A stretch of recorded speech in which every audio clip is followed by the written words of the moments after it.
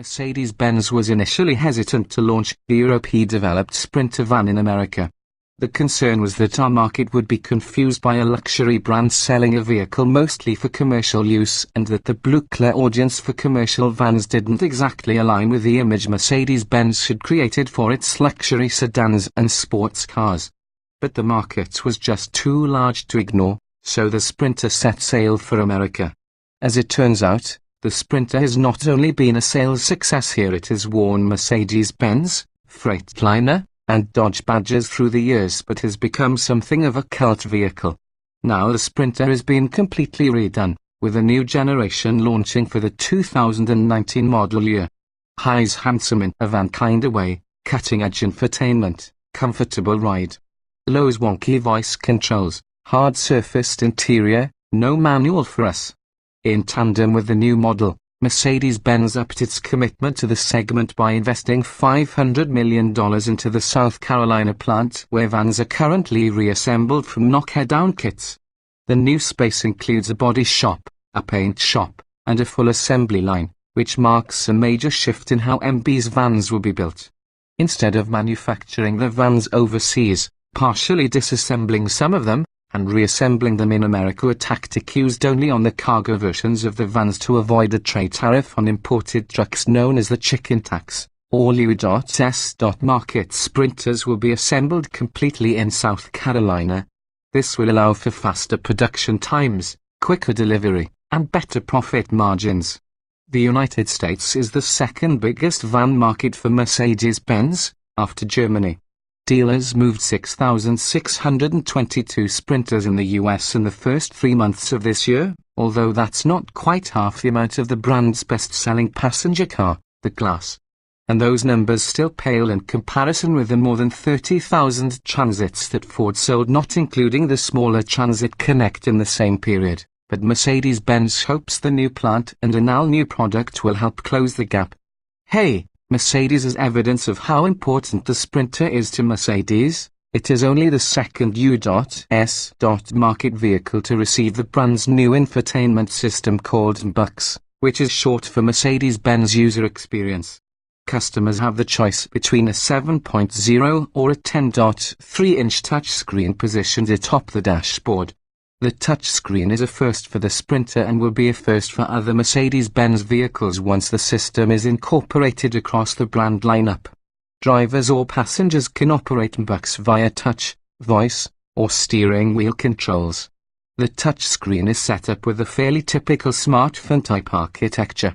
As was the case with the previous Mercedes-Benz infotainment system, learning the layers and hierarchy takes some time but is easy enough.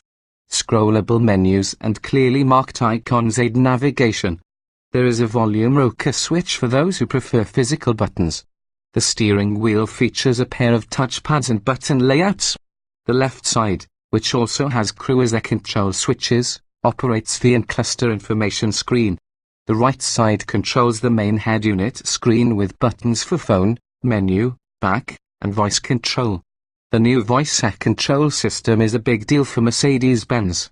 The basic technology has been in the company's vehicles for some time now, as is the norm today, but with MBUX, the system is built to work as a personal assistant similar to Apple's Siri or Amazon's Alexa. The system is activated any time it hears the word Mercedes, although speaking with an accent confused the system during a demonstration. It even picks up the word during casual conversation. Something that annoyingly happened several times during our test drive. It doesn't require a phrase like, "Hey, Siri," to activate. What distinguishes the Sprinter's version of MBUX is a new telematics feature called ProConnect, devised for commercial users. The program, which pairs with a specially developed smartphone app, allows businesses to send messages and destinations to fleet drivers, see live tracking and vehicle information, use artificial intelligence to discern better driving habits, and create restrictions or parameters for various profiles based on the vehicle or the driver. This makes it easy to monitor driving habits and fuel efficiency of each vehicle, distribute assignments, and oversee status updates. Have it your way, the new infotainment system is just the start of the Sprinter's interior overhaul. Mercedes-Benz looked to its passenger cars for a long, sleek, and simple design inspiration.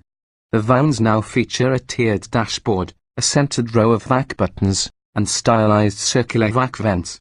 The interior is not as luxurious as a typical Mercedes-Benz because the Sprinter is still primarily a working van. Beyond the infotainment screen, a miniature armrest pad, and a few bits of metal trim, the inside is a plastic paradise. It's neatly organized, but nearly everything is shaped from textured, hard touch panels.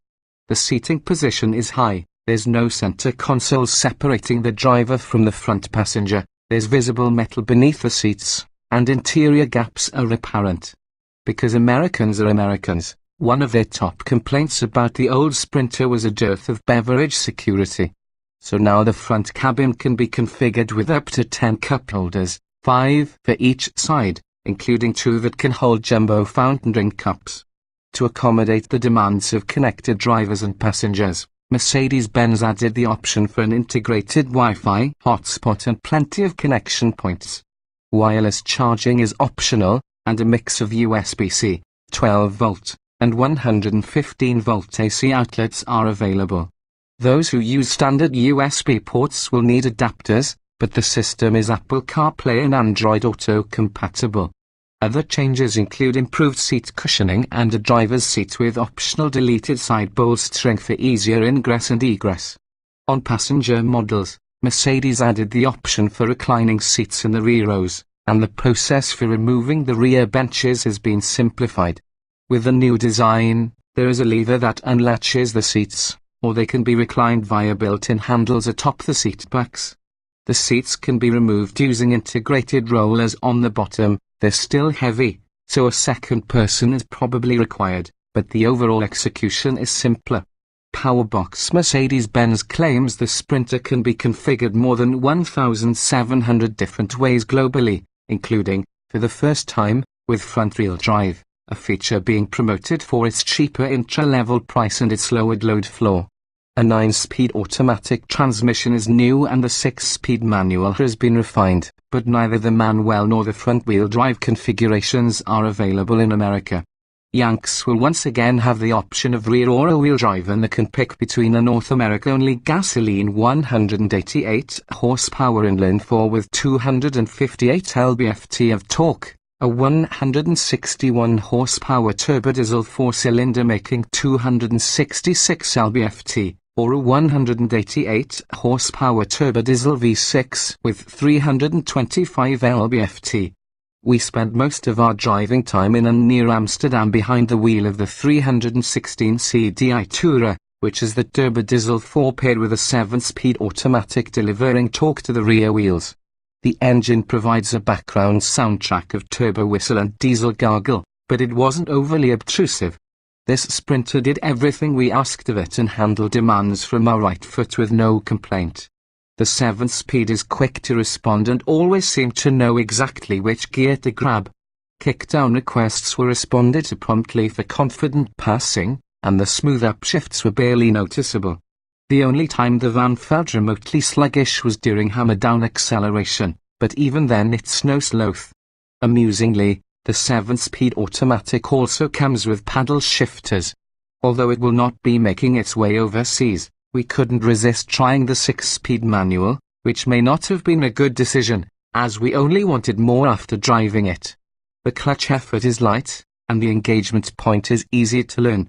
The gearbox is fun to operate, with short shift throws. All Sprinters we drove also had engine stop-start technology, which was smooth and quiet but also can be turned off. Most of our driving took place on straight highways or in traffic, both likely scenarios for van pilots, with not much in the way of curvy roads. For 2019, the rear-wheel drive Sprinter ditches its hydraulic steering rack for an electrically assisted system, and there is zero communication from the ground to the wheel. The steering is slow but builds effort progressively and evenly. More important, the turning radius is surprisingly good. A highlight of the new Sprinter is its ride quality. In cargo, chassis cab, and passenger configurations, the vans felt composed and smooth. With new springs and dampers, the Sprinter was comfortable and quiet and bucked the typical reputation of utility vehicle. There were no creaks or squeaks, and body roll was kept in check, with the expected swaying intruding only during jerky turns or hard stops.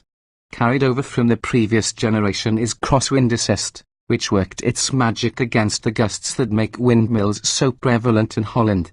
This technology, which comes into play at highway speeds, recognizes body tilt and will brake a wheel to help keep the slab-sided Sprinter in its lane without impacting speed. Even with the numb steering, keeping the Sprinter pointed straight isn't much work. For the new generation, Mercedes-Benz maintained everything good about the Sprinter and improved what needed updating. The clean-sheet cabin is a significant upgrade in design and introduces a wave of technology specially tailored to maximize the function of a commercial van. New powertrain offerings build on already good units, and connectivity is among the best of any Mercedes-Benz vehicle. This latecomer to the brand is fitting in better than ever.